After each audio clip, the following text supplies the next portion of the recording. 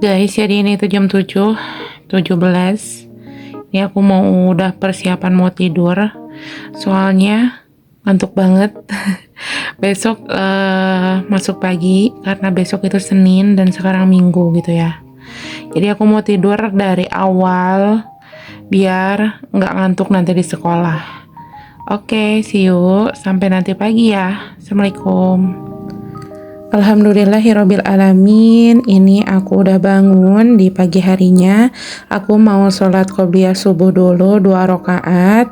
Terus nanti dilanjut sama sholat subuhnya 2 rakaat gitu ya. Ini aku juga persingkat aja untuk waktu semuanya gitu ya, sampai qobliyahnya selesai, subuhnya selesai gitu, biar mempersingkat waktu juga.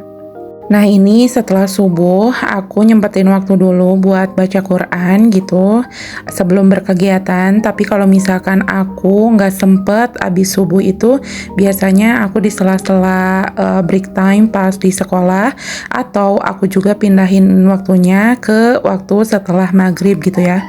Guys, kalian percaya nggak sih setelah aku rutinin atau konsistenin baca Quran tiap harinya, hati aku tuh makin tenang dan nggak khawatir gitu atas apa yang akan terjadi di hari-hari aku gitu. Nggak tahu, jadi kayaknya ngerasa percaya aja gitu kalau misalkan semua itu udah ada takarannya, udah ada jalannya, udah ada skenarionya dari sang pemilik semesta. Dan kalian tahu, awal-awal aku mulai merasa tergerak buat baca Quran itu kurang lebih dari akhir tahun kemarin. Tepatnya pas aku aku ngerasa ada kekosongan hati gitu di batin itu. Aku kayak ngerasa aku nggak punya masalah apa-apa, tapi rasanya hati itu kosong gitu. Pernah gak sih kalian ngerasain kayak gitu? Hati itu hampa gitu, apa sih yang kurang gitu. Dan gak tahu kenapa itu tiba-tiba aku kepikiran, kan suka ada waktu luang gitu di sekolah kalau misalkan lagi ganti pelajaran, lagi ganti guru, terus aku diem aja gitu. Jadi suka ngerasa, loh kok aku diem aja ya, kenapa nggak gunain aja, manfaatin waktunya buat baca Quran gitu. Nah setelah hari itu aku mulai konsistenin buat baca Quran, baik itu Quran yang digital yang ada di HP ataupun aku bawa mushafnya gitu ya ke sekolah. Nah udah kayak gitu, nggak tahu kenapa juga itu di hati malah bilang aja gitu, ya Allah, saya ingin konsisten buat interaksi dengan Quran, minimal 1 hari itu ada interaksi 1 kali, mau itu ayatnya saja dalam bahasa Arab ataupun hanya membaca artinya saja. Setidaknya saya ada interaksi dengan Al-Quran gitu.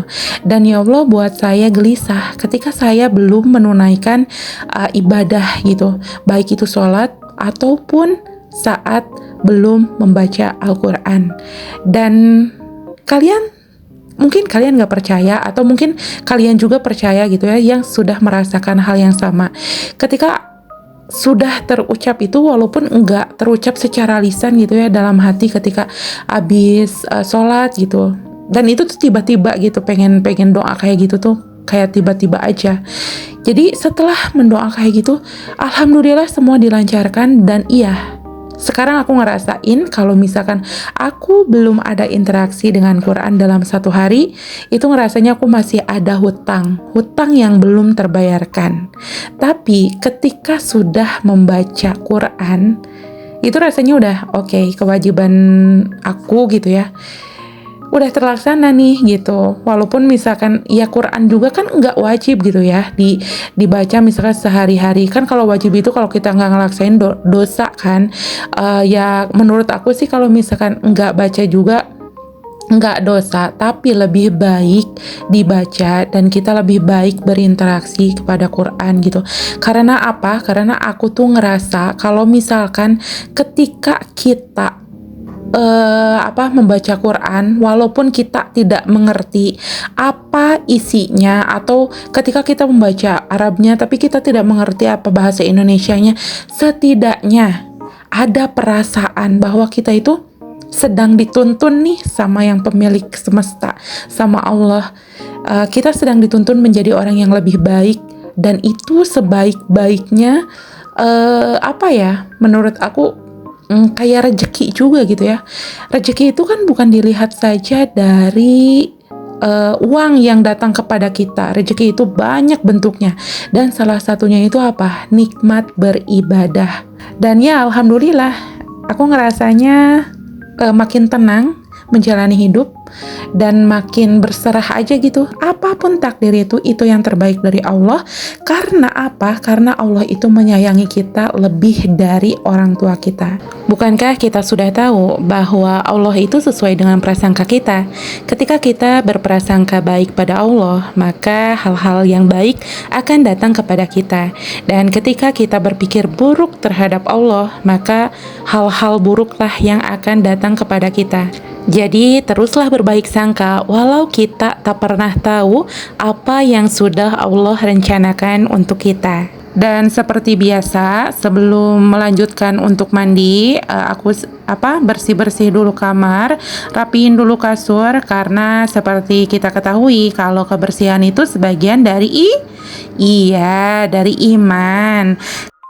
Ini selesai mandi, langsung aku bersihin kacamata, terus dipakai, udah selesai make up, siap-siap, pastiin nggak ada yang ketinggalan. Dan ya, ini kondisi saat aku ngajar di kelas. Ini anak-anak udah mulai nulis materi ya. Di jam pertama nih kan kelihatan ya, murid-murid aku itu ya Allah semuanya soleh dan soleha, pada baik, pada nurut, pada pada deket gitu ya sama aku itu, karena aku kan wali kelas mereka. Terus ya udah sih kayak walaupun aku sama mereka tuh guru dan murid, tapi jarak kita itu kayak temen gitu, kayak temen aja. Jadi mereka nggak canggung ke ke wali kelasnya, jadi udah nganggap aku tuh kayak teman mereka, bisa diajak bercanda, bisa diajak serius. Terus ini kalian bisa lihat ya, muridnya itu sedikitan, karena memang di sini itu kita itu ngebatasin ya, sekolah kita itu ngebatasin maksimal satu kelas itu cuma 22 orang saja. Kenapa? Karena dengan dikuota seperti ini, anak-anak itu bisa lebih fokus, dan gurunya juga bisa mengcover gitu semua anak yang ada di kelas. Kalau kebanyakan juga kan kasihan ya sama anak-anaknya, udah desek-desekan, terus kurang fokus. Nah, jadi sesuai dengan kesepakatan dari pihak sekolah, untuk satu kelasnya itu maksimal di 22 orang kayak gitu. Nah, singkat cerita udah beres ini waktu buat ngajarnya, dan anak-anak itu lagi pada sholat zuhur gitu ya. Udah ada imamnya, jadi udah ada yang mimpinnya. Jadi aku di sini seperti biasa bersihin ruangan kelas, dan kalian bisa lihat tuh masih ada tas-tas anak-anak gitu yang ditinggal. Jadi dititip dulu di kelas, nanti kalau udah beres mereka pulang lagi gitu. Ya, kenapa ini aku yang bersihin? Karena anak-anak itu bagiannya pas jam istirahat gitu ya.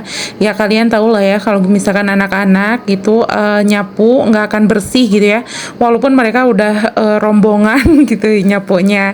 Jadi aku tugasin mereka itu piket kelasnya itu di jam istirahat, setelah mereka makan dirapikan lagi dan disapukan lagi, dan setelah pulang giliran aku yang nyapu kelasnya kayak gitu. Nah, ini waktu sholatnya udah pada beres, kalian lihat kan tuh, satu-satu sebelum pulang mereka salaman lagi sama aku gitu. Terus mereka nih sebagian gak sadar kalau misalkan aku lagi tag video gitu ya.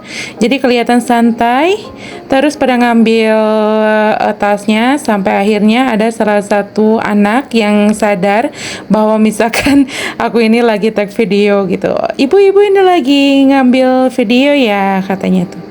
Lihat tuh lagi belum sadar nih, Anggi belum sadar. Ketika sadar dia langsung mendekati kamera dan say hi. Tuh lihat tuh kan ya sebelum salam ya kayak gitu. Kalau udah nganggap kayak ke temen itu mau salam juga joget dulu. Apa yang lagi viral di TikTok mereka suka kasih tahu, ibu tahu nggak lagu ini, ibu tahu nggak yang lagi trending ini. Ya ampun, iya Jadi anak-anak sekarang udah beda ya kayak zaman dulu. Mau laki mau perempuan sama aja. Nih, lihat tuh Saidan. Iya, iya. Is. Iya mereka itu ya gimana ya ya namanya juga anak-anak ya udah sih mohon dimaklum ya lagi lucu-lucunya gitu. Terus ya udah ini udah pada beres, udah pada dijemput sama orang tuanya. Udah tinggal pulang, tinggal aku sendiri. Alah aku sendiri. Ya tinggal udah sih udah kewajiban hari ini udah terlaksanakan dengan baik. Alhamdulillah. Nah, ini sekarang aku udah di rumah. Tadinya aku tuh kan lapar ya pulang sekolah, pengennya bikin jajangmyeon.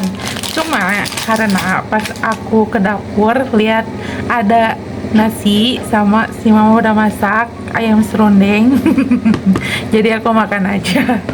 Makan yang ada. Karena tadi aku nggak bekal ya ke sekolah, cuma jajan aja. Jadi lapar pulang-pulang lapar. Biasanya enggak sih. Biasanya biasa aja, cuma nggak tahu sekarang pengen makan. Biasa buatan mama itu suka dimakan karena mama makan. Masakannya itu gini ya, kalau masakan mama tuh gini.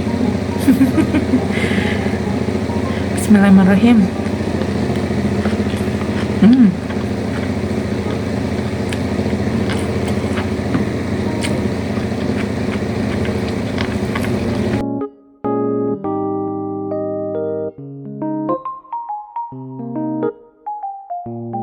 Oke, ini aku mau lanjut aja dulu makannya sampai beres. Dan terima kasih telah menyimak videonya hingga selesai. Sampai ketemu di konten-konten lainnya. Assalamualaikum.